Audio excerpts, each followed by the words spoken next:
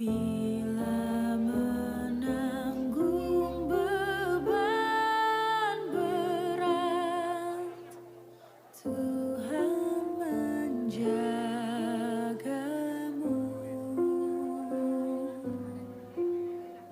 Masa depanmu kelam pekat,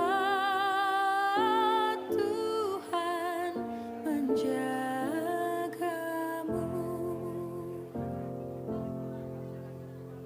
Tuhan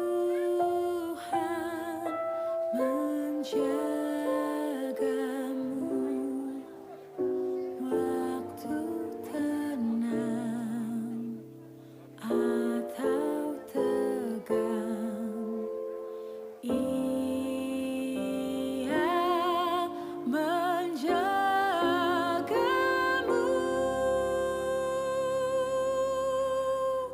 Tuhan menjagamu.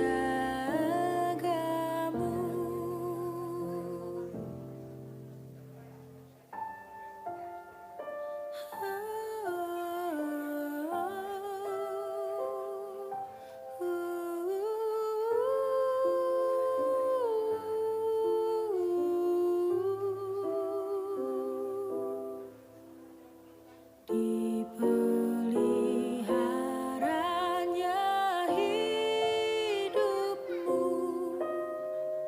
Tuhan menjagamu.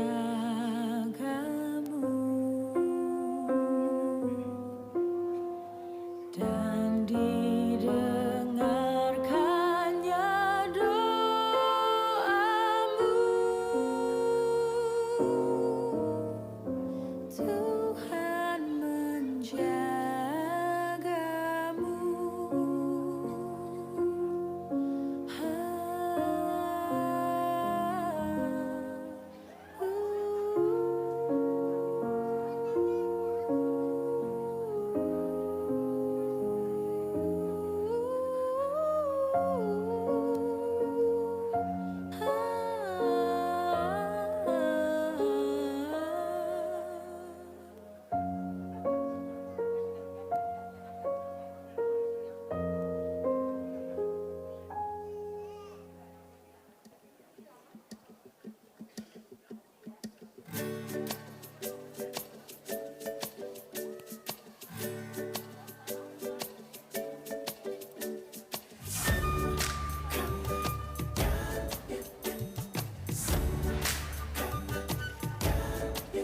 Betapa kita tidak bersyukur, bertanah air kaya dan subur, lautnya luas, gunungnya megah, menghijau padang, bukit dan lembah.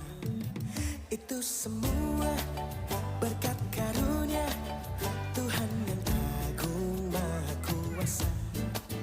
Itu semua berkat karunia Tuhan yang agung maha kuasa.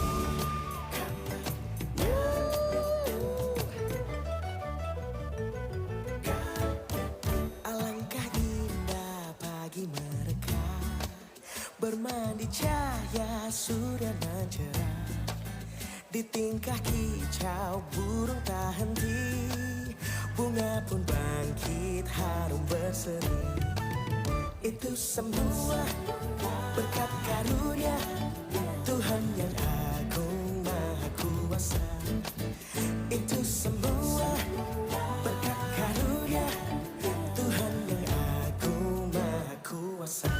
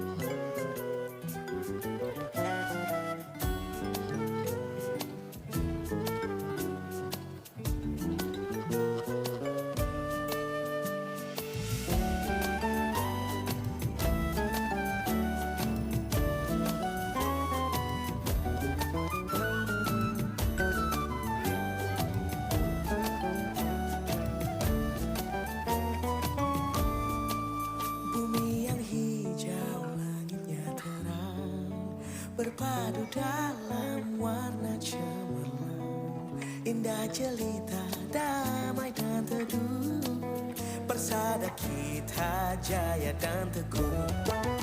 Itu semua berkat karunia Tuhan yang agung maha kuasa. Itu semua berkat karunia Tuhan yang agung maha kuasa. Berkat karunia Tuhan yang agung maha kuasa. Itu semua berkat karunia Tuhan yang agung maha kuasa.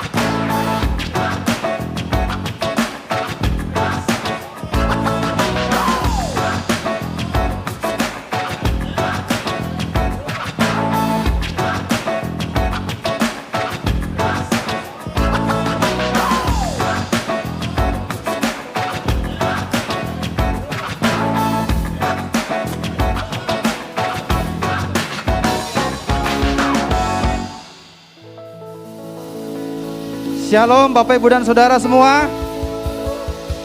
Ya, selamat datang di Ibadah Raya pada siang hari ini ya. Puji Tuhan ya. Saya melihat wajah-wajah yang antusias. Bolehkah Bapak Ibu dan Saudara kasih kata-kata berkat, high five, shalom, salam sebelah kiri dan kanannya. Ya, kita juga mau sama-sama sambut ya teman-teman kita, saudara kita yang hadir pada siang hari ini. Ya. Nah, Bapak Ibu Saudara, ini di depan masih ada kursi yang kosong ya. Buat Bapak Ibu dan Saudara yang di belakang boleh geser ke depan supaya nanti saudara-saudara kita yang mau beribadah juga tidak terganggu ya. Oke, mari Bapak Ibu Saudara, saya percaya kita semua antusias pada siang hari ini, amin. Kita mau sambut, kita mau memuji, kita mau memuliakan Tuhan kita yang luar biasa. Karena kita percaya Dia Allah yang luar biasa. Mari kita berikan kemuliaan yang luar biasa buat Tuhan kita. Yes, amin.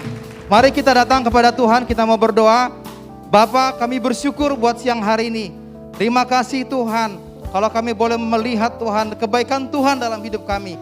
Kami siang hari ini Tuhan, semua kami umat-Mu Tuhan yang hadir pada siang hari ini. Kami bersyukur, kami bangga punya Bapa seperti Engkau Tuhan. Kami mau siapkan hati kami mau siapkan Tuhan. Dan kami mau katakan Tuhan, ini hidup kami Tuhan. Kami mau menaikkan pujian penyembahan kami sebagai korban syukur kami Bapa. Dan kami mau katakan Tuhan, terima kasih atas segala apa yang Tuhan lakukan dalam hidup kami. Dan kami mau siap Tuhan untuk memuji dan memuliakan nama-Mu. Di dalam nama Tuhan Yesus Kristus kami berdoa dan mengucap syukur. Amin. Beri kemuliaan buat Tuhan kita. Mari sama-sama bangkit berdiri. Mari kita beri tepuk tangan yang terbaik buat Tuhan kita.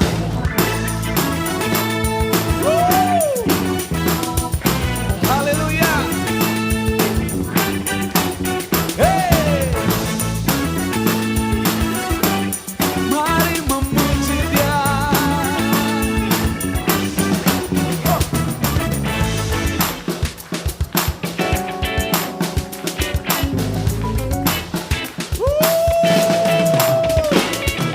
Langit dan bumi pujilah Tuhan, sebab Dia ciptakan semuanya.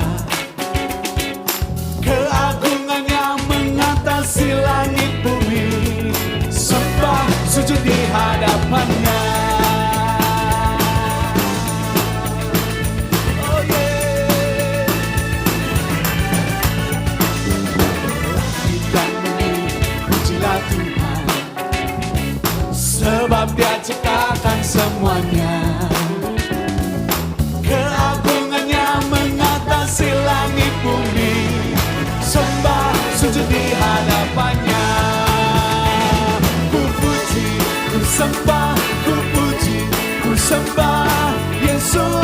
Kristus Sang Penebusku.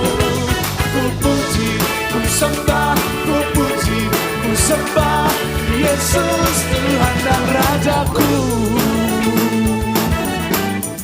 Semua sujud menyembah kepadamu Tuhan. Mari kita naikkan lagi. Kita pujilah Tuhan, sebab Dia ciptakan semuanya. Keagungannya mengatasi langit bumi. Sembah sujud di hadap. Mari semua jemaat Palem katakan, ku puji, ku sembah, ku puji Yesus Kristus Sang Penebusku.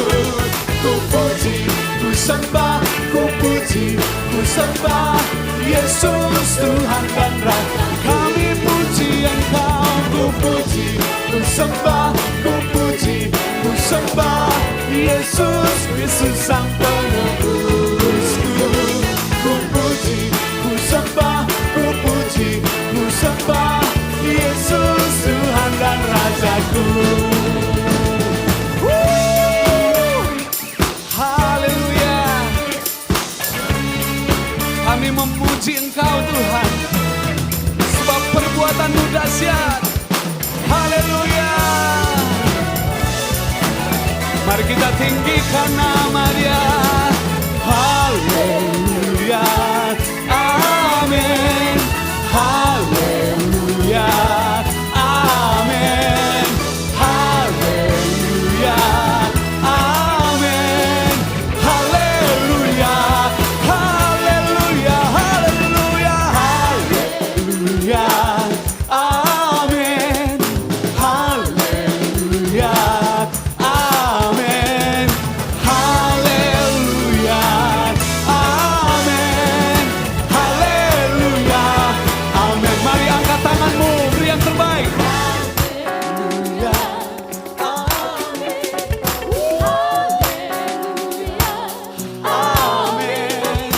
Haleluya. Haleluya. Haleluya. Haleluya. Amin. Haleluya. Amin. Haleluya. Amin. Haleluya. Amin. Haleluya. Amin. Haleluya. Amin. Yesus Tuhan. Haleluya. Mari kita beri tepuk tangan Tuhan. Haleluya.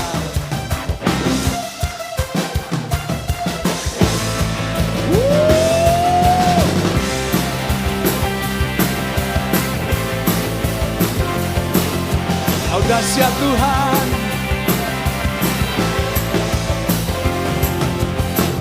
Kau Tuhan perlindunganku, Kau Tuhan kekuatanku, Kaulah anugerah bagiku.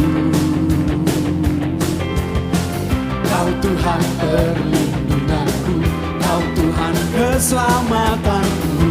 Ku percaya Kau berkuasa. Janji-Mu Tuhan, janji-Mu nyata dalam ku berserah kepadamu. Mari jemaat Tuhan. Haleluya. Sebab nama-Mu besar, dahsyat-dahsyat dalam hidupku. Haleluya. Ku bersorak Yesus dahsyat, ku bersorak Yesus Kau Raja.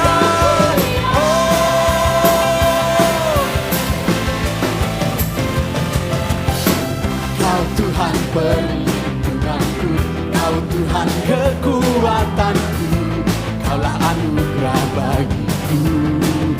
Kau Tuhan perlindunganku, Kau Tuhan keselamatanku. Ku percaya Kau berkuasa. Janji-Mu nyata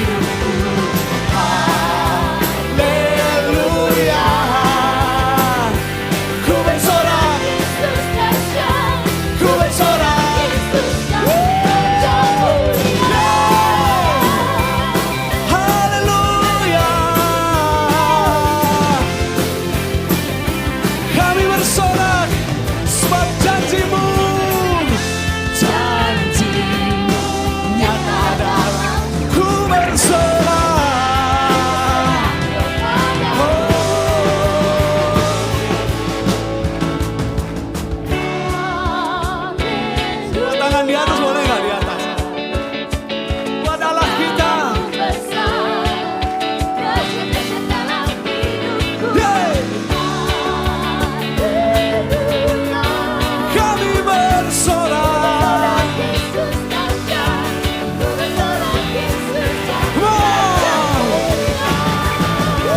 Haleluya.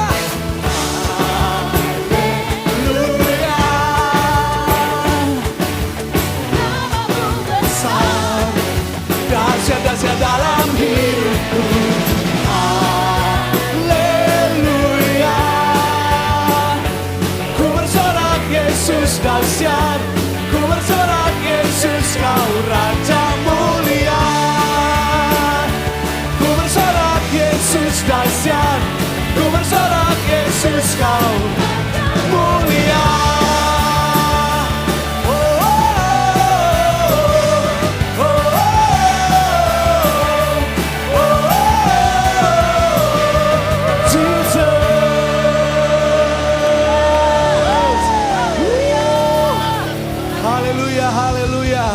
Coba lihat kiri kanan saudara, sembari katakan Tuhan Yesus baik buat kita.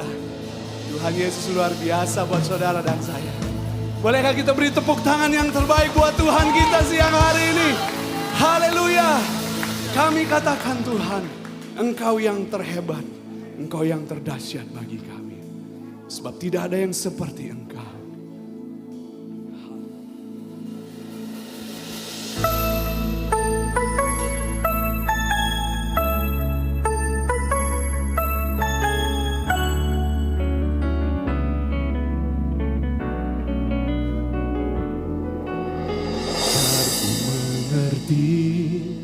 Saat jalanmu tak bisa kulihat, kau tetap setia. Ingatkanku lagi, hidupku ada di dalam tanganmu. Rancanganmu Tuhan, indah dan mulia. Tuhan tak pernah gagal, sanggup buktikan janji setiamu untuk selamanya. Imanku berkata, kita beri tepuk tangan buat Tuhan kita. Rencanamu Tuhan yang terbaik bagi kami. Ajarku mengerti saat jalanmu tak bisa kulihat, kau tetap setia. Ingatkanku lagi, hidupku ada di dalam tanganmu. Rancanganmu Tuhan, indah dan mulia. Tuhan tak pernah gagal, sanggup buktikan janji setiamu untuk selamanya. Imanku berkata, Tuhan, oh haleluya. Iman dan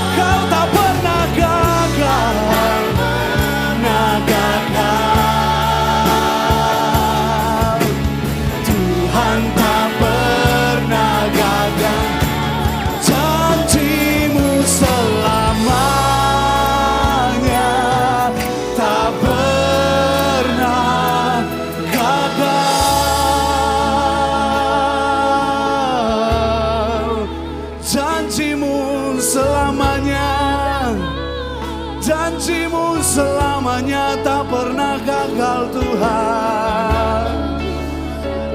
Haleluya. Mari jemaat Tuhan, kita datang kepada Tuhan. Kita sembah Dia, kita tinggikan namanya. Kita bersyukur sebab Allah yang kita sembah, Allah yang kita punya, Allah yang sanggup memberi segala yang terbaik bagi hidup kita. Kami sembah, kami naikkan syukur, kami puja Engkau Tuhan. Kami sembah, kami tinggikan, kami puja Engkau ya Yesus. Kami sembah, kami tinggikan, kami puja Engkau ya Rajaku. Kami sembah, kami tinggikan, kami muliakan namamu, Raja di atas segala raja.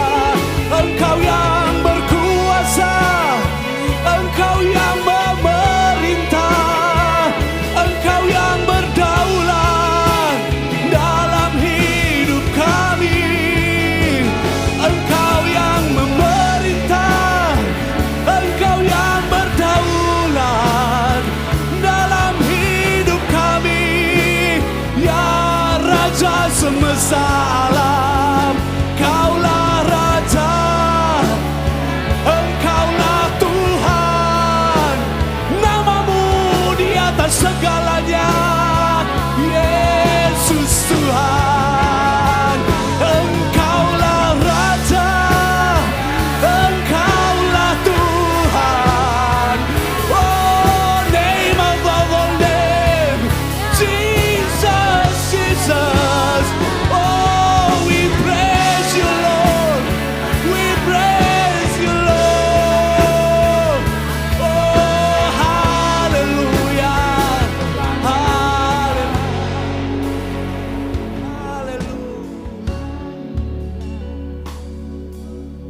Hallelujah. Hosana bagi Raja, Hosana bagi anak domba Allah.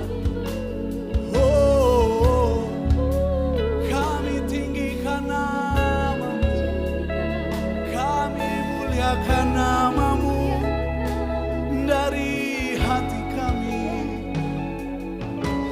Terima kasih Tuhan, terima kasih Bapa, terima kasih Bapa yang baik, Bapa yang tidak pernah meninggalkan kami.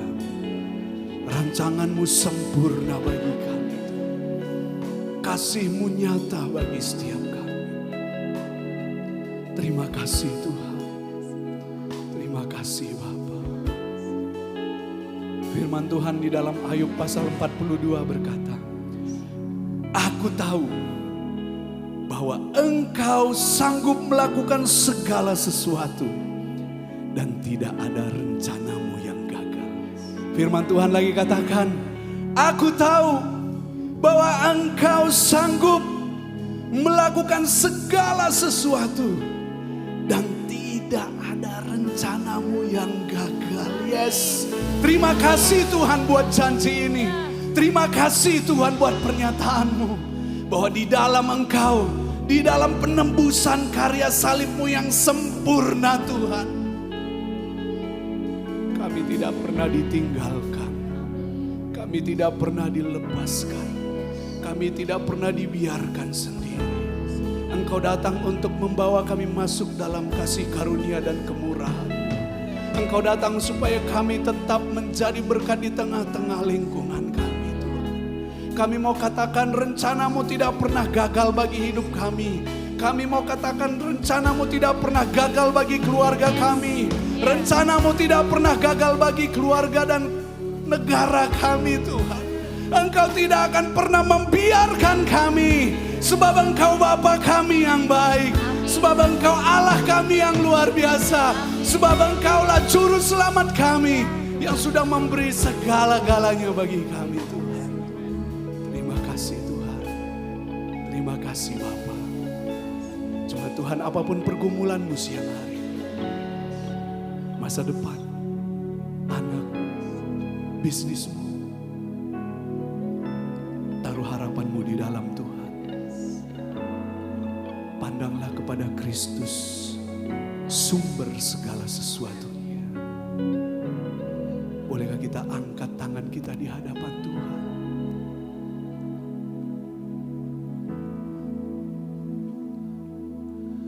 Tuhan tak pernah gagal, sanggup Bukti ini iman kami Tuhan. janji Setiamu untuk selamanya, imanku berkata. Mari jemaat Tuhan saja. tak pernah gagal. Tuhan tak pernah gagal. Angkat hatimu di hadapan Tuhan. Dia sanggup melakukan segala sesuatu. Yamu untuk selamanya, imanku berkata,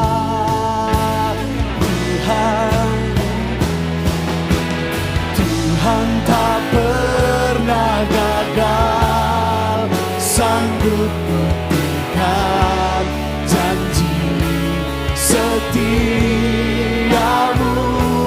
untuk selamanya, imanku.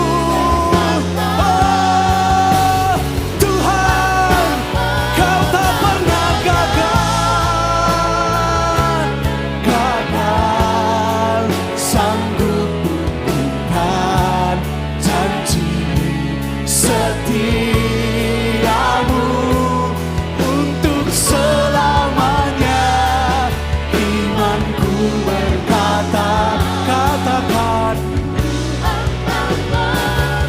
gagal, Tuhan tak pernah gagal, janjimu selamanya tak pernah gagal. Beri sorak-sorai bagi Tuhan. Dia tak pernah gagal, Dia tak pernah lalai, karena Dia adalah Allah di atas segala Allah. Terpujilah nama Tuhan Yesus Kristus. Mari jemaat Tuhan katakan, amin.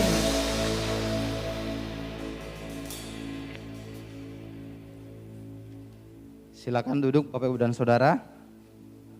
Ya, terima kasih untuk tim profetik yang sudah memimpin kita di dalam pujian penyembahan ya. Luar biasa bahwa Tuhan kita Tuhan yang tidak pernah gagal. Ya, karena janjinya ya dan amin buat kita semua. Amin ya Bapak Ibu dan Saudara ya. Baik, saya akan membacakan beberapa pengumuman ya. Yang pertama ya, kami menyambut Bapak Ibu yang baru pertama kali bergabung di ibadah Abaloh Palem, baik yang onsite maupun juga yang online ya. Kami juga mau mengundang Bapak Ibu ya untuk menyempatkan waktu sebentar ya setelah ibadah nanti di counter welcomer di depan ruang ibadah ya, supaya kami bisa mengenal Bapak Ibu lebih baik dan kita bisa sambil mengobrol dan ada beberapa info tentang ibadah kita yang akan kita informasikan.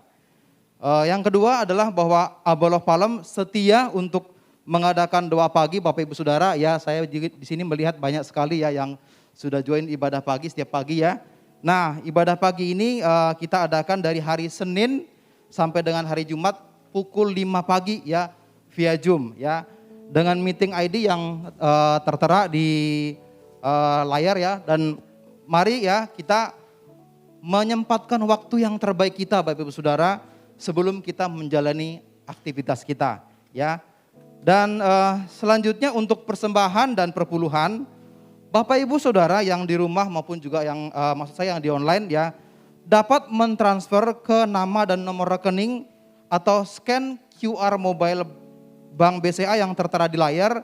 Dan untuk Bapak Ibu Saudara di tempat ini bisa memberi persembahan di amplop yang sudah disediakan dan dapat dimasukkan ke kotak di luar ruangan ini setelah ibadah selesai.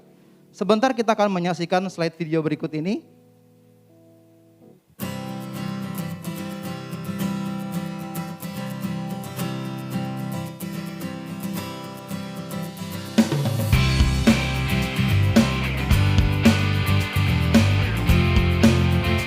Saat ini saya sedang berada di ruang auditorium Sion kita. Nah, ruangan ini pun akan kita lakukan renovasi. Sejak tanggal 27 September minggu kemarin ini, kita juga sedang melakukan penggantian sound system. Speaker yang digantung di belakang, yang di bagian atas itu adalah baru dan ditambah lagi 3 unit speaker yang kecil di bagian bawah. Dan juga ada speaker bass sebanyak 4 unit. Dan rencana kita berikutnya adalah kita juga akan melakukan renovasi, yaitu penggantian dinding-dinding panel yang sudah terlihat sangat kusam dan juga ini usianya sudah lebih dari 15 tahun. Kita harapkan dalam bulan depan ini dinding ini dapat kita ganti seluruhnya. Kita juga berencana mau mengganti karpet yang ada ini, Bapak Ibu. Ya, adapun karpet ini sejak gedung ini dibangun belum pernah kita ganti. Kita merencanakan akan diganti vinil. Dengan demikian kita harapkan juga lebih sehat mengingat kondisi pandemi kita yang masih belum berakhir. Nah, kita juga berencana akan memasang layar LED di bagian tengah dari panggung kita dan kita juga berencana nantinya akan merenovasi panggung. Panggungnya nanti levelnya akan sedikit dinaikkan. Demikian Bapak Ibu rencana yang akan kita buat ya di tahun ini. Mari saudara kita doakan dan dukung. Nah, dari rincian yang diperkirakan secara kasar, total renovasi ini menghabiskan dana kurang lebih 3 miliar. Sekali lagi, bagi Bapak Ibu yang mau mendukung, silahkan bagi Bapak Ibu dapat melakukan transfer melalui rekening BCA seperti yang tertera di layar atau rekening BNI. Atau Bapak Ibu juga dapat memberi dengan memasukkan dana cash ke dalam amplop dan menuliskan bahwa dana yang diberikan itu adalah untuk pembangunan gedung. Tuhan kiranya memberkati kita semua.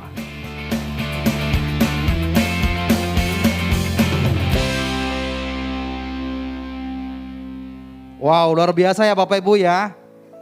Kita bersyukur Bapak Ibu dan Saudara, tahun ini kita berkesempatan untuk melakukan renovasi ya.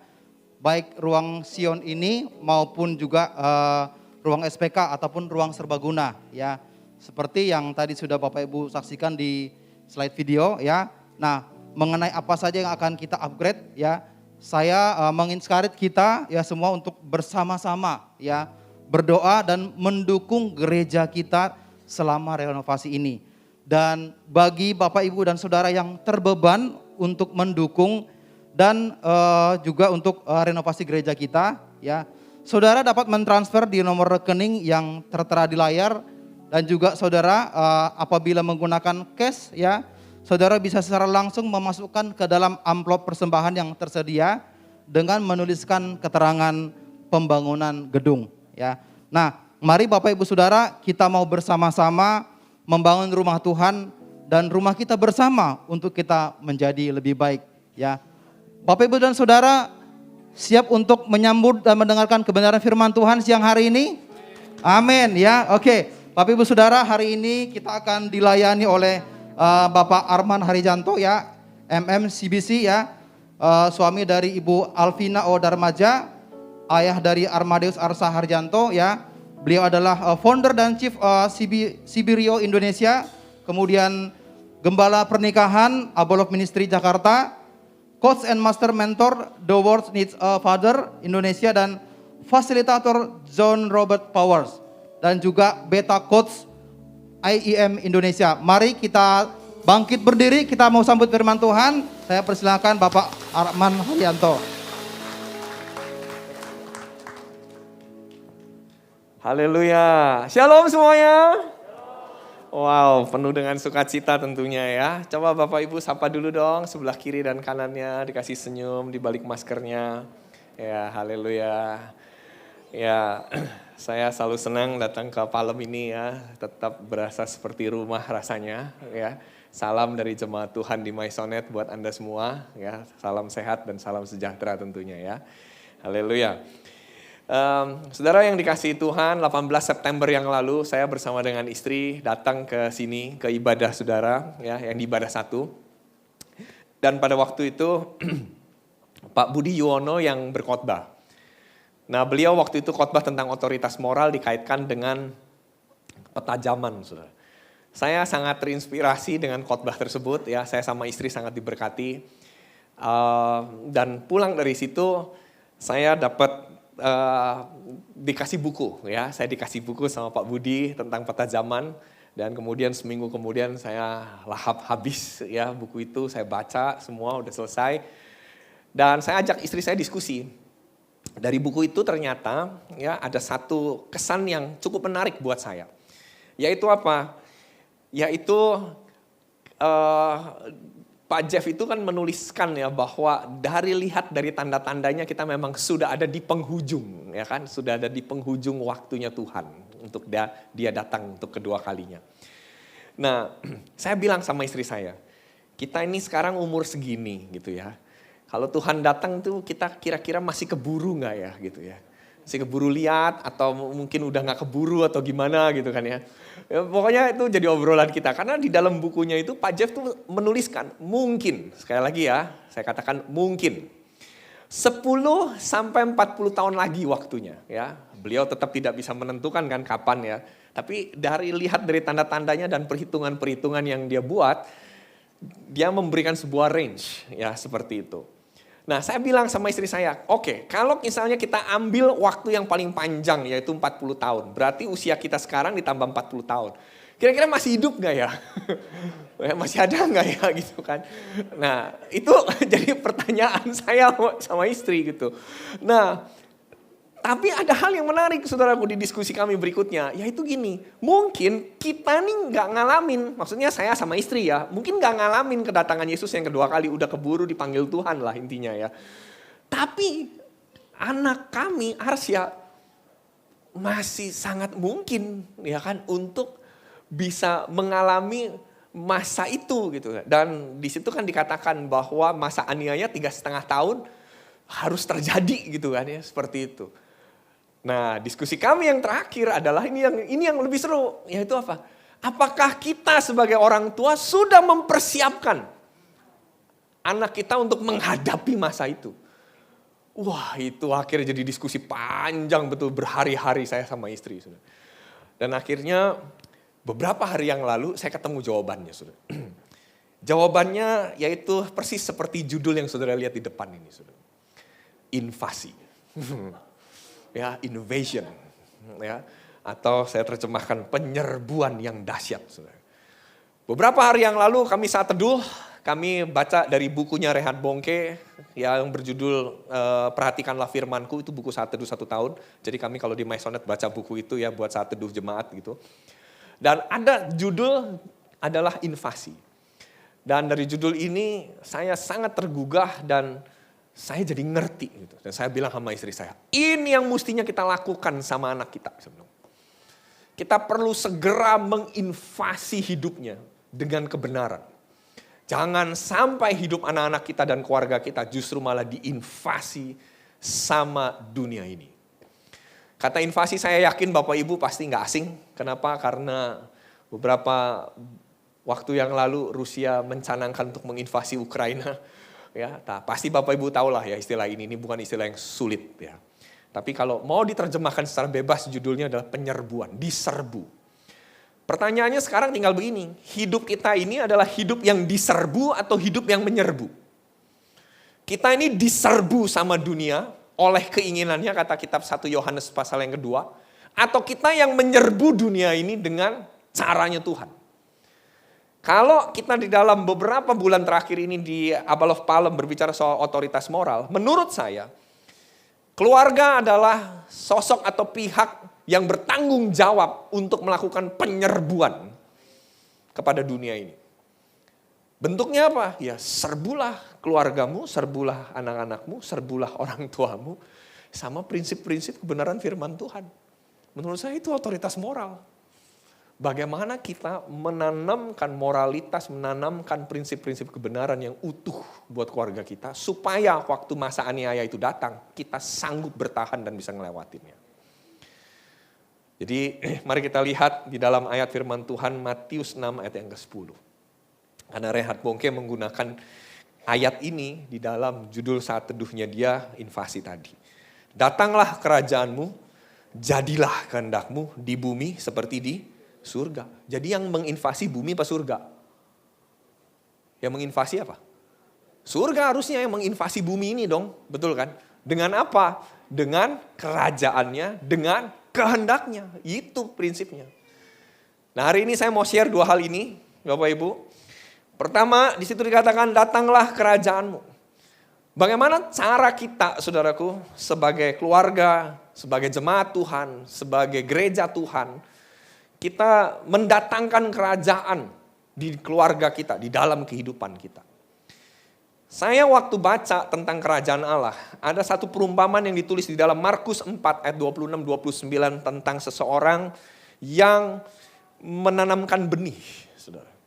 Nah di kisah itu saudaraku, Markus 4, 26-29, itu ada salah satu Bible commentary yang menceritakan atau yang mengungkapkan tentang prinsip yang namanya Kingdom of Salvation. Apa itu Kingdom of Salvation? Inilah yang namanya kerajaan keselamatan. Maksudnya apa? Datanglah kerajaanmu artinya kita mesti paham betul bahwa kerajaan Allah itu endingnya adalah karya keselamatan. Ini penting loh saudara. Saudara mesti tanamkan ini loh ke dalam hidup keluargamu saudara. Di dalam hidup gereja hari ini karya keselamatan gak boleh sampai kita gak ngerti atau gak paham. Mesti benar-benar paham sebagai anak Tuhan. Bahwa kita nih sungguh-sungguh diselamatkan oleh anugerah Allah. Kita harus paham betul saudara. Dan anak-anak kita mesti ngerti kenapa mereka diselamatkan. Anak-anak mesti ngerti kenapa mereka mesti mengenal Yesus sebagai Tuhan dan Juru Selamat. Itu tanggung jawab kita loh Bapak Ibu sebagai orang tua. Tanggung jawab kita sebagai keluarga besar membawa keluarga besar kita mengenal Kristus Yesus. Saudara. Nah saudara, di dalam prinsip Kingdom of Salvation, saudara nggak boleh keliru saudaraku. Keselamatan yang dimaksud di sini tuh apa saudaraku? Abalov ini kan punya doktrin ya, punya doktrin keselamatan. Dan saudara mesti paham ini, prinsip-prinsip ini saudara. Saudara, keselamatan saudara, itu punya 3 makna ini saudara. Saudara mari kita lihat saudara. Di dalam Efesus 2 ayat yang ke-8 firman Tuhan berkata begini. Sebab karena kasih karunia kamu diselamatkan oleh iman, itu bukan hasil usahamu tapi pemberian Allah. Nah di sini dikatakan you have been saved. Bahasa Inggrisnya di dalam Efesus 2 ayat 8 dikatakan you have been saved. Kamu telah diselamatkan. Diselamatkan dari apa? Diselamatkan dari hukuman dosa. Diselamatkan dari penalty of sin bahasa Inggrisnya. Nah ini yang namanya prinsip justification. Dibenarkan. Orang yang mempercayai Yesus sebagai Tuhan dan Juru Selamat, dia dibenarkan. Dia dibebaskan dari hukuman dosa. Kita mesti paham loh ini prinsip ini. Dan anak kita mesti ngerti betul loh prinsip ini. Dan ini tanggung jawab orang tua loh buat ngajarin ini kepada anaknya. Bukan cuma sekedar udah gampang masukin aja ke SPK selesai. Enggak, orang tua juga punya tanggung jawab di sini. Memastikan bahwa anak-anak, memastikan bahwa anggota keluarganya menerima Kristus sebagai Tuhan dan Juru Selamat. Kita mesti paham dulu. Tapi saudara, kita nggak berhenti sampai di situ. Ada makna kedua soal keselamatan. Makanya gereja juga ikut bertanggung jawab supaya jemaat bukan cuma sekedar diselamatkan di poin pertama ini, bukan cuma sekedar dibenarkan, tapi juga harus dikuduskan. Maka tahap yang kedua adalah sanctification atau di dalam 1 Korintus 1 ayat 18 dikatakan are being saved. Artinya Pak, hidup yang sudah diselamatkan mesti ditunjukkan. Hidup yang udah diselamatkan ada kualitasnya loh. Nah ini dia. Kualitas orang yang udah diselamatkan tuh kayak apa? adalah orang yang tiap hari melakukan penyucian hidupnya dia. Sanctification. Kenapa? Karena selama kita masih hidup di dunia ini, masih ada yang namanya kuasa dosa itu. Power of sin. Makanya di dalam 1 Korintus 1 ayat 18 dibilang begini. Sebab pemberitaan tentang salib memang adalah kebodohan bagi mereka yang akan binasa. Tetapi bagi kita yang diselamatkan, pemberitaan itu adalah kekuatan Allah. Berarti selama hidup di dunia ini dan memang masih hidup di dunia ini, coba senggol kiri kanannya, masih hidup kan? Masih hidup ya? Masih ya, pastiin dulu itu ya. Oke. Berarti kita tuh masih ada, masih bisa di tengah-tengah dosa ini gitu loh. Seperti itu. Makanya kita mesti lawan terus menerus. Alkitab bilang dunia ini sedang lenyap oleh keinginannya. Sedang binasa ya kan. Nah ya kita mesti lawan saudaraku. Gimana cara ngelawannya? Ya ayo tiap hari loh saudaraku. Dikuduskan, disucikan tiap hari. Makanya Ayub tuh bilang gini saudaraku, tiap-tiap hari dia mempersembahkan korban kepada Allahnya supaya dia bilang begini, sekiranya anak-anakku telah berbuat dosa kepada Tuhan, maka ini adalah korban penghapusan dosa. Ayub lo tiap hari lo saudara. Nah sekarang tinggal gini, keluarga kita, diri kita tiap hari nggak sadar soal sanctification ini saudara. Saudara beberapa waktu yang lalu, ada satu film yang dirilis di platform digital. Ini menceritakan tentang kisah hidup seorang aktris yang hidup di tahun 1920-an sampai 1950-an. Ini aktris ini terkenal sekali, saudara. Dan dirilislah di platform itu. Di awal udah ditulis 18 plus gitu kan kategorinya kan. 18 plus. Terus di situ ada tulisan violence, kekerasan. Terus di situ ada tulisan lagi di belakangnya nudity. Saudara tahu istilah itu? Berarti ada kandungan pornografi. Begitu saya lihat itu saudara. Saya cuma bilang gini. Tuhan kayak begini ya sekarang ya. Kok sepertinya tampilan tentang nudity sepertinya seakan-akan kayak dibenarkan. 2 minggu yang lalu di Maisonet, Kak Joshua Iwan Wahyudi menyampaikan di dalam khotbahnya, ada satu istilah bahasa Inggris yang dimunculkan oleh Kamus Merriam-Webster. Judulnya atau kalimatnya adalah truthiness. Truthiness itu bukan merek minuman loh saudara. Bukan ya, ini truthiness dari kata truth. Truthiness itu ternyata adalah gini, satu sikap seakan-akan membenarkan yang dilakukan. Seakan-akan membenarkan yang dilakukan. Contoh misalnya, bunuh orang benar apa salah? Lah kok saudara bisa tahu itu salah? Taunya dari mana? Karena kita tahu kebenaran yang mutlak, firman Tuhan ajarin apa? Membunuh itu dosa. Kan Alkitab udah bilang jangan membunuh. Tapi buat beberapa orang, nggak apa-apa bunuh katanya. Nah, sikap orang tersebut yang bilang nggak apa-apa ngebunuh. Kita kan sedang membela diri. Nah, itulah yang disebut truthiness. Jadi seakan-akan membenarkan apa yang dilakukan menurut kebenarannya sendiri. Saudara, kalau kita nggak tiap hari sanctification, truthiness bisa masuk dalam hidupmu. Dan lawan dari truthiness adalah the real truth. The real truth itu apa? Yohanes bilang apa? Akulah jalan dan kebenaran dan hidup. Kata kebenaran di kitab Yohanes ditulis bahasa aslinya aletheia. Aletheia artinya apa? Kebenaran mutlak. Berarti Yesuslah kebenaran mutlak. Kalau saudara mau hidup truth, hiduplah di dalam Kristus. Itu prinsipnya. Nah, balik lagi ke sini. Datanglah kerajaanmu. Artinya apa? Datanglah the real truth itu. Apakah the real truth masih terus dikumandangkan tiap hari di rumahmu? Apakah the real truth masih terus dibahas di rumahmu? Apakah the real truth masih dibicarakan kepada anak-anakmu? Saudara, kita sebagai jemaat Tuhan jangan cuma sekedar tahu kita nih diselamatkan saja, tapi kita juga harus mengerjakan keselamatan. Dan salah satu bentuk kita mengerjakan keselamatan adalah apa? Punyalah kesadaran setiap hari bahwa Kristus itu hidup dalam hidup kita. Buat saya ini prinsip pertama otoritas moral. Jadi kalau kita mau bilang, gimana sih Pak caranya membangun otoritas moral di dalam kehidupan keluarga kita?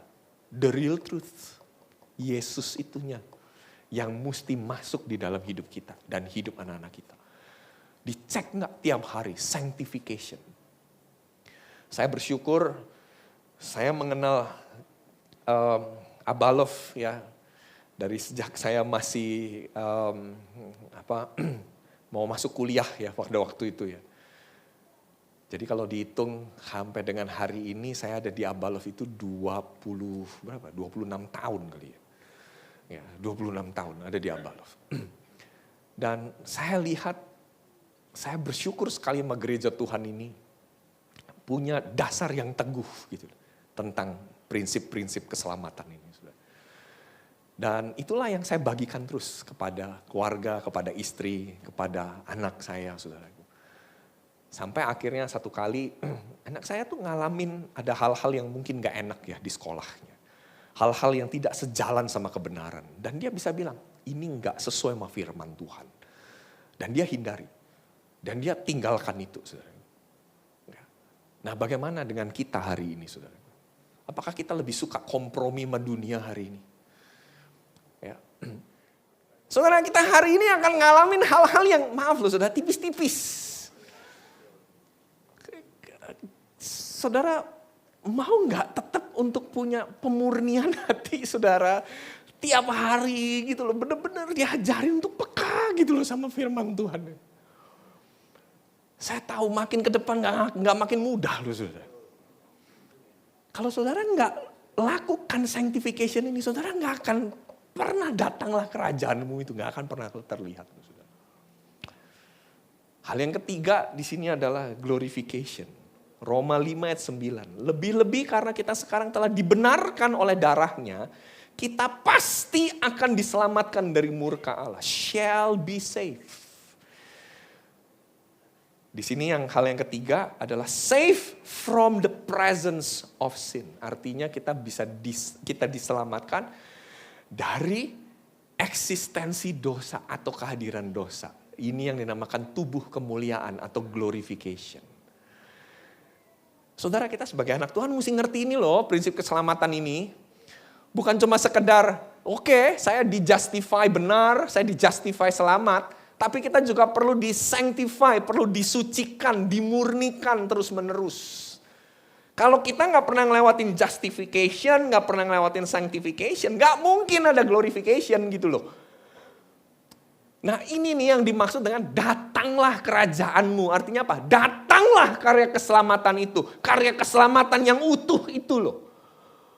Jadi saudara jangan cuma puas sampai di titik, udah yang penting saya udah diselamatkan. Ya sudah, yang penting anak saya udah terima Yesus, selesai sudah. Enggak. Ada tahap yang kedua yang namanya sanctification. Itu yang perlu dilakukan tiap hari. Coba next. Poin pertama, datanglah kerajaanmu artinya belajarlah sadar bahwa keselamatanmu itu tuh utuh. Saudara.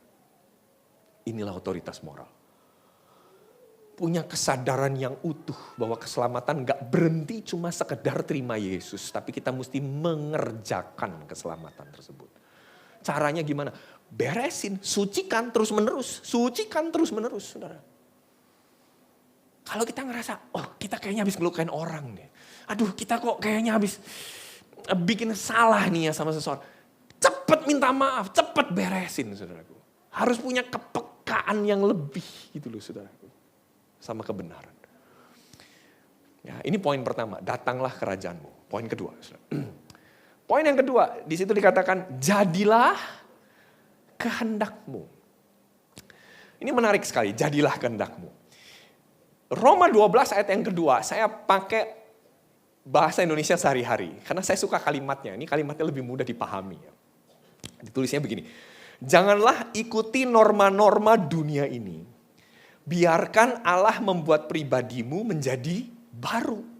Supaya kalian berubah. Dengan demikian, kalian sanggup mengetahui kemauan Allah, yaitu apa yang baik, yang menyenangkan hatinya, dan yang sempurna. Saya garis bawahi dulu yang pertama, kata baru di sini. Baru yang diungkapkan di dalam Roma 12 ayat yang kedua, menggunakan kata bahasa Yunani namanya anakainosis. Dari kata kainos. Kata baru di Alkitab ada dua. Ada neos, ada kainos. Neos itu artinya baru secara waktu. Ya, baru secara waktu. Baru nongol, baru kelihatan ya. Baru lagi nih, misalnya habis metik buah. Nah, ini nih buah baru, barusan dipetik. Nah, itu neos. Tapi seiring dengan berjalannya waktu, lama-lama dia bisa busuk.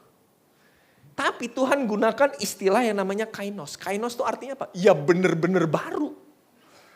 Setiap harinya benar-benar baru. Dari sisi waktu iya, dari sisi mutu juga iya. Nah, maksudnya apa sih kata baru di sini? Kenapa saya harus garis bawahi di sini? Percayalah bahwa setiap hari Tuhan punya rencananya yang unik yang mau dilakukan dalam hidup kita. Setiap hari, setiap saat bahkan. Setiap saat. Konyolnya adalah kita suka mengandalkan pengalaman masa lalu, pengetahuan masa lalu, kompetensi masa lalu untuk menyelesaikan masalah masa kini. Sehingga akibatnya apa? Yang terjadi bukan jadilah kehendakmu, tapilah jadilah kehendak gue. Kurang lebih begitu. Kenapa kok kalimatnya bisa berubah? Karena kita lebih memusatkan diri pada pengalaman masa lalu, pada kebiasaan masa lalu, pada pengetahuan masa lalu. Bapak Ibu, enggak selamanya kepandaian kita di masa lalu mampu selesaiin apa yang ada di depan kita loh. Cara orang tua kita dulu didik kita, belum tentu bisa berhasil kita terapkan untuk didik anak kita hari ini sekarang. Belum tentu, saudara. Kenapa saya bisa bilang begitu? Lawang jurusan kuliah aja sekarang tambah banyak, saudara. Saya kalau tanya sama anak saya, kamu pengen kuliah apa? Dia bilang sama saya, Pak, aku pengen kuliah hubungan internasional, tapi yang lebih spesifik soal country intelligence. Waduh, jenis apaan lagi itu?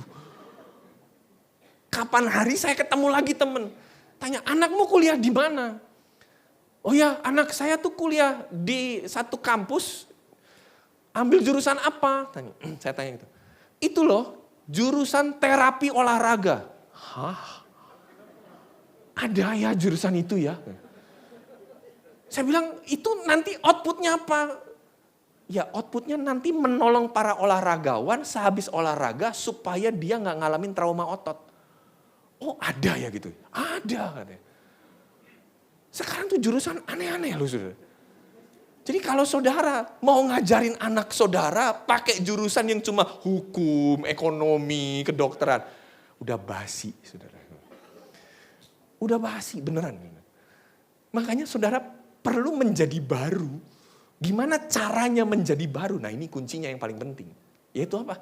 Saudara perlu punya kepekaan sama Roh Kudus. Coba lihat. Yesus dia bilang gini, aku memberikan kepadamu seorang penolong. Aku memberikan kepadamu seorang penghibur. Yang akan mendampingimu senantiasa terus menerus. Nah, buat apa kalau kita gak pernah mau hargai kehadiran Roh Kudus? Roh Kudus tuh hadir, diberikan sama kita. Supaya kita tuh bisa jauh lebih peka meresponi apa yang terjadi di lingkungan kita hari-hari ini. Menurut saya, itu loh otoritas moral. Otoritas moral artinya apa? Punya kepekaan sama suara Roh Kudus. Punya kepekaan untuk ngerti kehendak Allah yang sempurna. Gak cuma sekedar tahu yang baik. Dunia hari ini lagi giring kita cuma sekedar ya udah yang penting jadi orang baik, humanis. Tapi Tuhan ajarkan apa? Hendaklah kamu sempurna sama seperti Bapakku di surga sempurna. Di dalam 1 Yohanes 2 ayat yang ke-17 dikatakan gini, dunia ini sedang lenyap, sedang binasa oleh keinginannya. Tetapi orang yang melakukan kehendak Allah akan tetap hidup selama-lamanya. Melakukan kehendak Allah. Lah gimana mau melakukan? Tahu aja enggak? Nah gimana caranya anak-anak kita bisa tahu kehendak Tuhan? Gimana coba caranya? Ajarin mereka, saudara. Ajarkan anak-anakmu, saudaraku. Kalau tadi saya ngobrol sama istri saya bilang, aduh ya kalau nanti masa aniaya harus dihadapin sama anak-anak kita ya. Apa ya yang dibutuhkan ya buat anak-anak kita untuk bisa berhadapan sama situasi itu ya. Akhirnya kami berhenti sampai pada sebuah kesimpulan, ya udah ajarin dia hidup peka. Peka sama apa? Peka sama suara Roh Kudus. Gimana caranya dia bisa punya kualitas peka sama suara Roh Kudus? Nah saya lihat lagi di Bible Commentary soal Roma 12 ayat 2 dan Matius 6 tadi. Saya ketemu ada 5 hal. Next slide. Hal yang pertama, saudaraku, saya pakai bahasa Inggris ya, karena bagus banget kalimatnya ya. Patiently. Ajarin anakmu tuh untuk sabar, gak bersungut-sungut gitu. Termasuk di dalamnya ajarin anak-anak kita gak overthinking. Aduh Pak, mau ngajarin anak kita loh, kitanya sendiri overthinking. Kita yang mesti terus belajar loh saudaraku. Jangan dikit-dikit yang dipandang negatif terus, jelek terus. Kan suka gitu ya kita ya. Ayo dilatih. Saudara. Hal yang kedua, ajarin anakmu tuh konsisten. Ini termasuk hidup kita loh. Constantly, punya gaya hidup teratur. Khususnya apa? Konsisten baca firman. Konsisten enggak? Saudara, ini dunia akan ngerontokin kita loh saudaraku kalau kita nggak konsisten. Dan dia akan terus selalu gempur iman kita saudaraku. Untuk pengen tahu aja kita nih bisa digoyang nggak. Gitu. Makanya kita mesti terus konsisten saudaraku. Ngelatih anak kita konsisten gimana? Lah kitanya sendiri konsisten nggak? Paling gampang nah, kita konsisten nggak bawa anak kita ke gereja anak hari ini? Apa jangan-jangan bilang, nah papa lagi sibuk nih. Absen dulu ya, minggu depan deh kamu baru masuk lagi. Loh kita berusaha konsisten enggak? Ini konsistensi penting loh saudara. Hal yang berikutnya, voluntarily. Artinya gini, rela, punya kerelaan. Melakukan sesuatu tanpa imbalan. Wah hari-hari ini mau ngelakuin apa? Ada cuannya enggak? Yang diingetin itu, ya kan? Ya, ayo kita mesti latih loh anak-anak kita melakukan sesuatu dengan kerelaan hatinya, saudaraku. Termasuk kita tentunya, kita rela hati nggak untuk melayani Tuhan? Kita rela hati nggak, saudaraku, kalau melakukan sesuatu sekalipun nggak ada imbalannya, saudara. Hal yang keempat yang kita bisa ajarin buat anak-anak kita ngerti kehendak Tuhan, yaitu apa? Speedily. Speedily itu artinya apa? Bersegera tanpa pertimbangan untuk untung dan rugi ketika hati nurani itu berbicara. Speedily bukan berarti melakukan sesuatu tanpa pertimbangan loh, bukan itu. Tapi speedily itu artinya gini, kalau kita udah tahu nih hati nurani kita bilang, jangan, ya udah langsung bergerak, jangan. Kalau hati nurani kita bilang, lakukan, ya udah lakukan gitu. Udah jangan bilang, Tuhan nanti kalau ini gimana ya? Aduh Tuhan kalau ini gimana ya? Aduh punya banyak banget pertimbangan gitu. Nah begitu Anda mulai kasih sedikit pertimbangan, nah itu akhirnya udah mulai kehendak saya yang terjadi, bukan kehendak Tuhan yang terjadi. Ya. Yang terakhir adalah soal completely. Biasakan menyelesaikan apa yang udah dimulai. Nah saudara, ini 5 topik sederhana, saudaraku. 5 gaya hidup sederhana yang perlu kita praktekin tiap hari, yang perlu kita teladani sama hidup anak-anak kita. Kalau sudah memulai ya dia harus beresin. Kalau kita punya gaya hidup yang teratur sama firman, kita harus lakukan, saudaraku. Ya bangun pagi, ya bangun pagi. Saya hari-hari ini lagi sangat excited, saudaraku, punya teman-teman Koram Deo yang bersedia sama saya untuk saat teduh bareng. Sebelumnya suruh saat teduh bareng susah, tahu nggak saudara? Kenapa? Kesiangan. Ya, beberapa teman itu ya kalau disuruh doa pagi jam 5 itu udah kesiangan, saudaraku. Kok bisa jam 5 pagi kesiangan? Iya karena sampai jam 6 kan. Begitu sampai jam 6 mau ngerjain apa-apa udah gak bisa. Kenapa? Karena saya harus berangkat jam 6.15. 6.30 udah harus berangkat dari rumah untuk berangkat ke tempat kerja. Waktunya udah gak cukup. Tapi dia cari orang yang mau saat teduh jam 4, gak ada yang mau. Gitu loh. Kagak ada yang mau gitu. Tapi saat teduh malam juga gak enak gitu kan.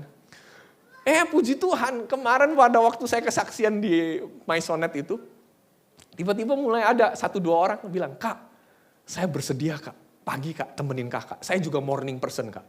Saya kalau udah acara jam 5 atau saat teduh jam 5, saya udah terlambat semua maunya udah telat katanya.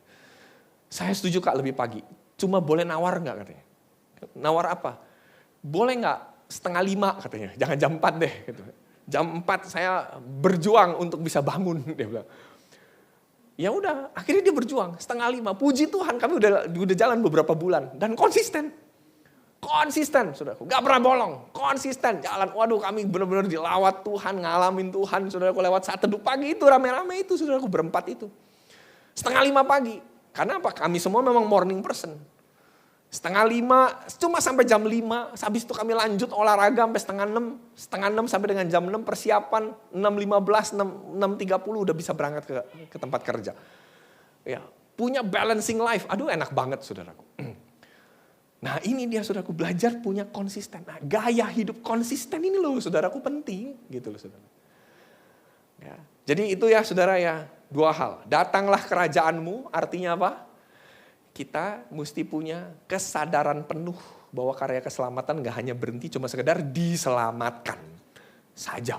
Tapi kita mesti mengerjakan keselamatan tersebut. Lewat apa? Penyucian terus menerus. Hal yang kedua, jadilah kehendakmu. Kenapa jadilah kehendakmu? Karena lebih sering yang terjadi kehendak kita yang terjadi. Kenapa sering kehendak kita yang terjadi? Karena kita gak pernah mau punya kepekaan khusus. Supaya apa? Supaya Roh Kudus menyatakan sesuatu. Ingat apa yang pernah terjadi sebelumnya, pengalaman masa lalu, pengetahuan, belum tentu bisa menyelesaikan petualangan bersama-sama dengan Tuhan masa kini. Belum tentu. Makanya mesti baru, mesti kainos sama Tuhan. Tanya, Roh Kudus ini mesti gimana? Langkah ini gimana? Sekalipun mungkin polanya kelihatannya hampir sama, tapi kita mesti izinkan Roh Kudus tuh mau kasih jalan keluarnya tuh kayak apa. Dan para orang tua hari ini stop untuk kepo ya sama anaknya. Kalau anak lagi ngalamin masalah terus kita bilang, dulu papi mami tuh beresin ini begini. Ya anak-anak bisa aja bilang, ya itu kan papi mami. Ini kan sekarang lain kayak gitu. Dulu zamannya papi mami gak ada WhatsApp, sekarang ada WhatsApp. Dulu papi mami gak ada Twitter, sekarang kita Twitteran. Ya kan? Ngomong-ngomong saudara Twitter tahu gak ya?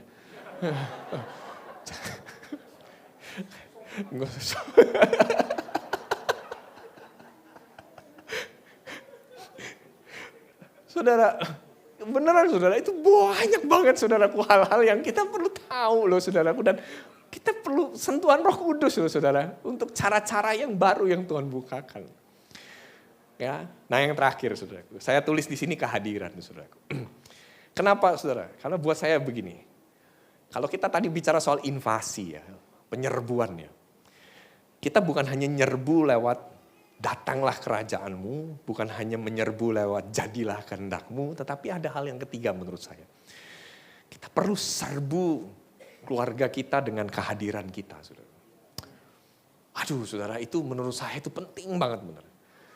Banyak orang mau bikin otoritas moral, mau punya otoritas moral, mau membangun moralitas buat hidup keluarganya, anaknya. Tapi dia gak pernah hadir, cuma pakai teori doang, cuma ngomong doang. Gak bisa gitu saudara. Serius gak bisa. Kenapa? Alkitab aja bilang begini kok saudara. Nih, di dalam Ulangan pasal 6 ayat 7 ya. Pasal 6 ayat 6 dan 7. Saya pakai Alkitab yang terbuka ya, supaya bahasanya lebih mudah saudara mengerti. Ingatlah selalu perintah-perintah yang kusampaikan kepadamu hari ini. Kamu harus mengajarkan semuanya itu, apa saudara? Terus menerus, nah itu kan constantly yang tadi saya bilang itu tuh. Kepada anak-anakmu dan apa? Bicarakanlah. Ini bicara soal apa? Komunikasi loh saudara. Komunikasi itu lewat apa? Nah ini keren banget kalimatnya, bukan cuma sekedar bicarakanlah perintah-perintah itu, enggak. Dia kasih tahu lokasinya di mana. Ketika kamu duduk di rumah, ketika kamu dalam perjalanan, ketika kamu sedang berbaring, dan ketika kamu bangun. Bukankah 4 hal ini bicara soal kehadiran, saudara? Dimanapun engkau hadir, engkau sedang memberitakan atau membawa kebenaran itu, membawa kerajaan Allah itu loh. Dimanapun. Banyak orang hari ini melupakan prinsip kehadiran. Kita cuma bilang, udah gak apa-apa. Puji Tuhan anak kita pelayanan. Gak apa-apa, udah lepasin aja. Gak apa-apa, wah puji Tuhan anak kita udah bisa ini. Gak gitu. Saudara. Saya mau ceritakan ada satu kisah. Nah ini dia. Sirkus. Memang ini kelihatannya udah jadul banget ya saudara. Udah 12 tahun yang lalu ya saudara. Jadi ini kisahnya gini saudara. 12 tahun yang lalu saudaraku, ya, Arsya anak saya itu usianya 5 tahun saudaraku. Ya. Berarti sekarang dia usianya berapa saudara? 17 ya saudara, udah jauh banget ya. Nah waktu dia dulu masih di TK ya saudara ya, masih di TK.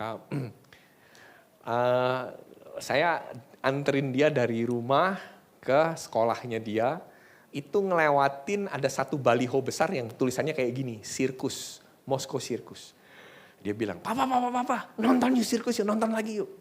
Dia bilang nonton lagi, kenapa? Karena di bulan Januari sebelumnya saya udah ajak dia nonton Oriental Sirkus. Ya sirkusnya Indonesia lah ya pada waktu itu. Di Kelapa Gading. Dan dia happy, dia seneng banget gitu nonton sirkus itu. Nah terus bulan April ada lagi. Terus dia bilang, ayo papa nonton sirkus lagi katanya gitu. Nah saya bilang, nah itu sama. Enggak pak, beda pak. Yang waktu itu kan tulisannya Oriental. Ini kan Moskow katanya gitu. Saya orang marketing, saya tahu. Nah ini cuma gimmick gitu kan. Cuma gimmick doang gitu kan. Tapi ayo pak nonton pak. Saya bersikukuh, saya bilang enggak usah nonton lagi, enggak usah. Gitu. Udah, tapi tiap kali lewat gitu kan, mau antar dia ke sekolah, dia selalu bilangnya sirkus. Dia selalu bilang sirkus melulu yang dia bahas gitu.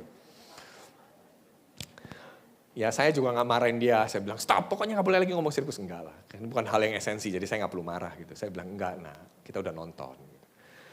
Tapi di minggu terakhir, ya di minggu terakhir masa sirkus ini ya, udah tanggal 10 ya kalau gak salah, 9 apa 10 Mei gitu istri saya bilang, kamu tuh ya apa sih susahnya sih, cuma tinggal beli tiket aja, ajak kalau anakmu nonton gitu, kan gak susah. Toh juga belum tentu rame katanya gitu, ya kan? Ya juga ya, belum tentu rame ya. Kenapa aku pusing ya gitu? Saya tuh tipe orang yang nggak suka kalau mau beli apa gitu mesti rantri rame-rame kayak gitu. Aduh, saya paling nggak suka kayak gitu. Saya lebih suka kalau jalan ke mall itu sukanya hari biasa yang pas lagi nggak rame. Gitu. Ya maklum kan, hamba Tuhan kan liburnya Senin, ya kan? Jadi Senin masa kita menjajah atau menyerbu mall, ya lebih mudah gitu kan. Ya udah akhirnya saya taatin deh gitu. Hari Seninnya saya ke tempat loketnya itu. Saya dari jauh lihat, ih sepi. Wah haleluya, pas sepi. Saya begitu datang sana ditanya mas satpam, Pak mau ngapain Pak? Mau beli tiket. Tiket apa? Tiket sirkus. Pak, kita udah tinggal seminggu Pak. Itu penuh banget Pak. Itu tiket udah habis jam segini. Hah saya bilang, iya Pak kita tuh buka jam 6. Oh jam 6 pagi, ya sudah oke besok saya datang deh. Besok masih bisa kan? Bisa Pak, masih bisa. Besoknya saya datang pagi, jam 5 saya datang. Jam 5 datang, wah antrian udah panjang gitu kan. Saat Satpamnya bilang, maaf Pak udah penuh kayak gitu. Ini yang di depan Bapak 30-an orang aja udah gak dapet tiketnya. Sampai begitu ya, iya Pak ada yang datang dari jam 2 loh Pak. Nah, oke. Besoknya saya bilang gini, saya kayaknya bodoh juga ya kalau saya datang jam 2 gitu ya. Enggak, gue punya duit gitu kan. Telepon, bisa bantuin gue gak? Bisa, antriin tiket dong. Jam 1 ya tapi ya gitu ya. Oh siap, katanya. Buat Pak Arman siap dah katanya gitu. Nih duit ya gitu. Kasih duit. Pagi-pagi dia telepon, Pak, ya kenapa katanya? Gak dapat tiketnya? Bukan Pak, udah gak ada katanya gitu. Maksudnya, iya udah tinggal VIP. Jadi kalau Bapak mau ya mesti ke VIP katanya. Beli VIP di mana? Di mall katanya. Oh ya sudah oke. Jam berapa buka? Katanya sih jam 7 katanya. Yaudah, pagi-pagi saya jalan. Sampai di mall saya ngantri. Orang kedua loh. Bayangin, pagi-pagi udah, saya orang kedua. Tapi saya bilang, gak apa-apa orang kedua aman. Begitu sampai di loket, saya bilang, mau beli tiket. Pak, sisanya tinggal VIP sama VVIP ya. Ya udah gak apa-apa yang VIP aja. Berapa harganya? 250.000. Aduh, lemes saya. Kenapa? Yang ekonomi 50.000, saudaraku. Karena saya lamban, makanya saya akhirnya harus bayar lebih mahal. Nah itu belajar itu, makanya di Pria Sejati ada sesi judulnya Bapak Kami yang Bertindak Lamban. Jadi kalau Anda lamban, ya Anda yang rugi. Kurang lebih begitu, gitu kan. Sama kalau engkau lamban menyerbu hidup anak-anakmu, engkau sendiri loh yang rugi. Ini termasuk itu poinnya. Wah, saya kena deh. Ya sudah, nggak apa-apa deh, udah beli 3. Ya udah, saya minta ya tanggal sekian. Nggak ada Pak, habis. Tanggal sekian, habis. Yang ada terus kapan? Hari terakhir Pak. Ya udah hari terakhir. Pertunjukan terakhir Pak. Jam berapa terakhir? Jam 9. Mateng saya bilang, jam 9 malam. Selesai jam 11, besok anak saya sekolah. Tapi ya udahlah, demi dia nonton sirkus, udah deh, saya beli deh. Udah beli, bayar 3 tiket, 750.000. Saya, istri sama anak, udah. Di jalan saya cuma mikir, Tuhan dari pegoceng jadi cheat pegoceng. Ini bodoh bener, Pak. Kalau Mark McClendon suka bilang begini ya, sesi itu ya, Bapak Geblek namanya. Ya itu istilahnya dia ya yang bilang. Aduh, saya pikir saya ini bener-bener bodoh, saya bilang itu. Ya udah. Pulang sampai di rumah, anak saya pulang, saya bilang, "Nah, Papa udah beli tiket sirkus." Yeay, kata dia gitu kan. Wah, anak kan pasti happy gitu kan. Terus istri saya iseng lihat gitu kan di meja. "Loh, Pak, ini bukan tiket loh, Pak." "Loh, emang itu apa?" "Ini baru bukti beli tiket. Di sini tertera, kamu harus ambil tiketnya di loket 2 jam sebelum pertunjukan." Aduh, untuk hal yang kayak begini kayaknya susah banget gitu ya. Ya udahlah, akhirnya saya berangkat lagi ke tempat acara itu. Terus kemudian saya antri tiket jam 5 loh. Untuk nonton jam 9 saya udah datang jam 5.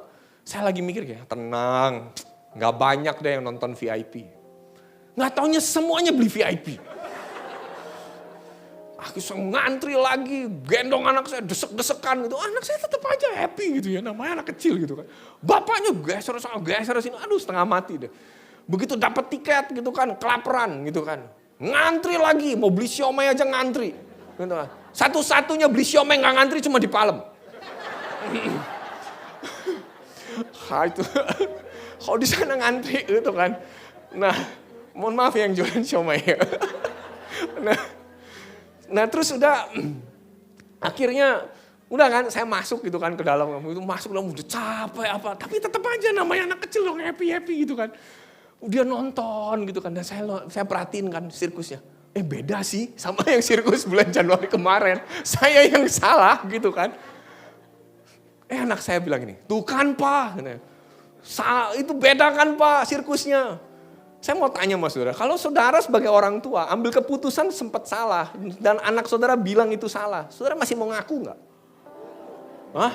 Oh, yang ngaku pasti udah ikut Pria Sejati. Gitu. 1, 2, 3. Bagus. Nah, saya waktu itu aduh berat ya bilang sama anak ya, "Iya nak, kamu benar, Papa salah." Rasanya berat banget, nggak keluar dari mulut gitu. Tapi anak saya bilang begini, "Tenang Pak, gak penting. Nanti kita nonton aja." Wah, kita nonton happy. Wah, seru lah saudara ya, siram-siraman, kena air apa, pokoknya happy gitu kan. Keluar dari sana saudara. Dari rumah ke tempat sirkus 10 menit. Dari tempat sirkus ke rumah 1,5 jam. Parkirnya susah, keluar susah nih, semua susah. Aduh, pokoknya hari itu bener-bener capeknya luar biasa saudara. Sampai di rumah udah teler banget. Anak saya masih hidup aja gitu. Baterainya masih kuat gitu saudaraku. Ya udah saya bersihin kakinya, bersihin tangannya, sikat gigi dia. Udah habis itu kita doa gitu kan. Saya dudukin gitu kan di ranjangnya dia. "Yuk nak kita doa." Habis doa. Saya tanya sama dia, "Gimana? Kamu nonton sirkusnya seneng gak?" "Seneng Pak." Gitu. "Bagus ya sirkusnya?" Terus dia bilang, "Biasa aja sih Pak."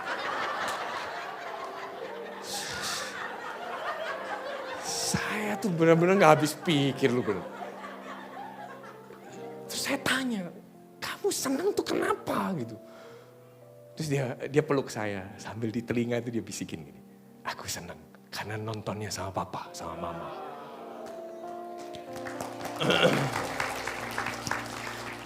Ya saudara bisa ketawa di sini. Saya nangis waktu itu saudara. Cucuran air mata saya. Waktu udah dia ngomong begitu udah selesai, dia lepasin tangannya, udah habis itu dia tidur nyenyak. Saya keluar ngobrol sama istri, saya nangis. Saya coba bilang ini, aku salah benar, aku salah betul. Selama ini aku pikir kehebatanku, kemampuanku, jerih payahku untuk cariin tiket itu berarti. Buat anak gak berarti, mau sumpek sana kayak, mau sumpek sini kayak, mau antrian apa kayak, mau jam 1 kayak, gak penting buat dia. Yang penting tuh perginya sama siapa. Ditemenin apa enggak, itu aja. Makanya saya bilang itu loh, buat anak-anak kehadiranmu tuh lebih bernilai daripada kehebatanmu. Kehebatanmu cari barang diskon, kehebatanmu cari barang hebat, cari apa, gak penting buat anakmu tuh gak penting, asli gak penting gitu loh. Tapi kehadiranmu jauh lebih penting. Dan buat saya kehadiran itulah otoritas moral. Anda mau bangun otoritas moral sama hidup anak-anakmu, gak bisa cuma pakai mulut, gak cuma bisa pakai teori doang. Hadir dong. Harus ada gitu loh di situ gitu. Wah, di situ saya kena betul dan sampai hari ini cerita ini masih membekas di hati saya. Dan saya cuma bilang, sebisa mungkin saya harus berikan kehadiran ini. Harus dipaksa. Dunia gak pernah memberikan sebuah nilai yang tinggi sama kehadiran. Gak pernah. Dunia cuma berpikir, udah yang penting kamu bisa kasih makan, yang penting kamu bisa sekolahin, selesai. Enggak, kehadiranmu jauh lebih berharga, saudara. Itulah makanya dia bilang, Yesus kasih penolong, penghibur, yaitu Roh Kudus itu. Hadir, saudara. Saya cuma berharap hari ini, slide terakhir. Ketika saudara baca soal penyerbuan yang dahsyat ini, saudara mesti paham bahwa di dunia ini cuma ada 2 kekuatan. Kekuatan Allah sama kekuatan dunia. Kalau saudara nggak pakai kekuatan Allah, saya yakin pasti kekuatan dunia sedang masuk di dalam kehidupan. Engkau nggak bisa bilang bahwa enggak, saya nggak pakai kekuatan dunia. No. Begitu engkau diam saja, kekuatan dunia otomatis akan masuk dalam hidupmu. Engkau yang bakal diinvasi sama dunia. Jadi engkau nggak bisa diam. Engkau yang harus aktif menginvasi keluargamu, menyerbu lagi keluargamu, anak-anakmu, orang tuamu. Serbu mereka lewat kebenaran firman Tuhan. Ada satu pujian, sebentar kita akan naikin satu pujian. Pujian ini diberi judul Pilihanku. Liriknya bagus banget, saudaraku. Dikatakan kau Tuhan yang mulia, turun ke dunia untuk tebus segala dosa. Ini gambaran keselamatan yang tadi saya bahas. Kau beri keselamatan, beri kesempatan, kasih-Mu mengubahkan. Jika aku akui semua dosaku, maka kamu adalah setia dan adil. Saudara ajarin gak anak-anak saudara untuk terus ngakui dosa? Kau akan mengampuni dan sucikan dari segala yang jahat. Sanctification. Tak mau ku hidup bagi dunia ini lagi, tak ingin kompromi. Tak ingin lakukan hal yang dapat dukakan hatimu. Tak mau ku hidup di luar tutur kata firman-Mu yang telah bebaskanku. Yesus kebenaran adalah pilihanku. Mari kita bangkit berdiri, saudara. Yuk. Makasih Tuhan. Kau Tuhan yang mulia, turun ke dunia, untuk tebus segala dosa. Kau beri keselamatan, beri kesempatan, kasih-Mu mengubahkan. Jika ku akui semua dosaku, maka Kau adalah setia dan adil. Kau kan mengampuni dan sucikan dari segala yang jahat.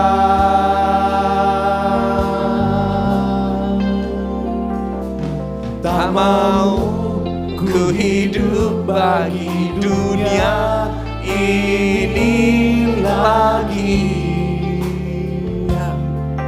Tak ingin kompromi, tak ingin lakukan hal yang dapat dukakan hatimu. Tak mau ku hidup di luar tutur kata firman-Mu yang telah bebaskanku. Yesus, kebenaran-Mu adalah pilihanku. Yes.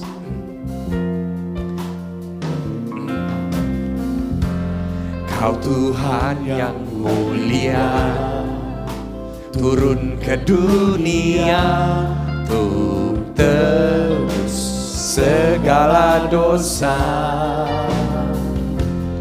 Kau beri keselamatan, beri kesempatan, kasih-Mu mengubahkan.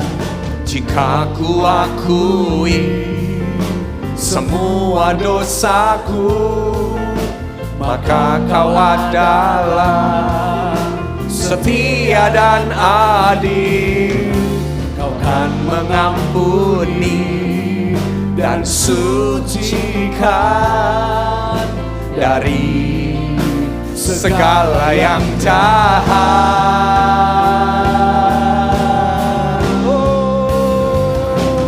Tak mau ku hidup bagi dunia ini lagi.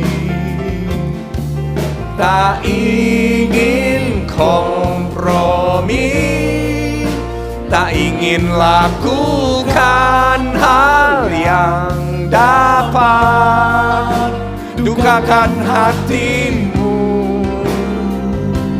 Tak mau ku hidup di luar tutur kata firman-Mu yang telah bebaskanku. Yesus, kebenaranku adalah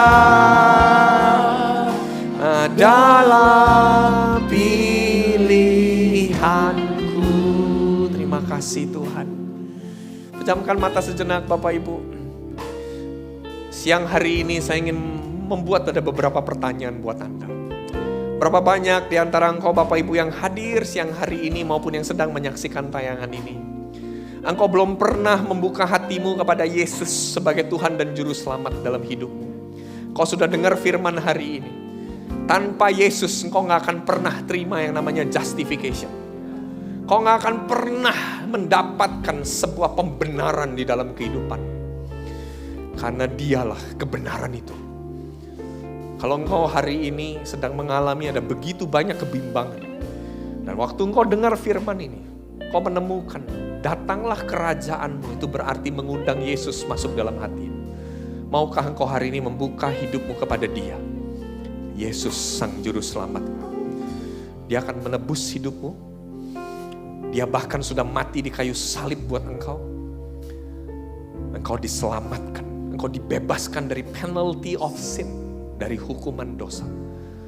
Kalau engkau rindu hari ini engkau diselamatkan. Engkau dibebaskan dari hukuman dosa. Kau belum pernah mendengar tentang Yesus sebelumnya. Dan hari ini engkau mau membuka hatimu kepada Yesus. Angkat tanganmu hari ini. Mungkin di dalam ruangan ini ada yang baru mengenal Yesus. Silakan. Terima kasih Tuhan. Pertanyaan yang kedua. Berapa banyak di antara engkau hari ini kau sudah melupakan yang namanya sanctification. Kau merasa cuma cukup, udah yang penting diselamatkan. Tetapi engkau lupa untuk mengerjakan keselamatan itu. Kau gak pernah lagi masuk di dalam penyucian terus menerus. Gak pernah lagi untuk menjaga kualitas hidupmu dan karakter hidupmu untuk selaras dengan firman Tuhan. Kalau engkau orangnya hari ini, bolehkah taruh tangan kananmu di dada hari ini? Engkau mungkin sudah gak lagi mengingatkan anak-anakmu untuk melakukan yang namanya sanctification. Engkau gak lagi mengajarkan kepada anak-anakmu untuk hidup kudus, hidup benar di hadapan Tuhan.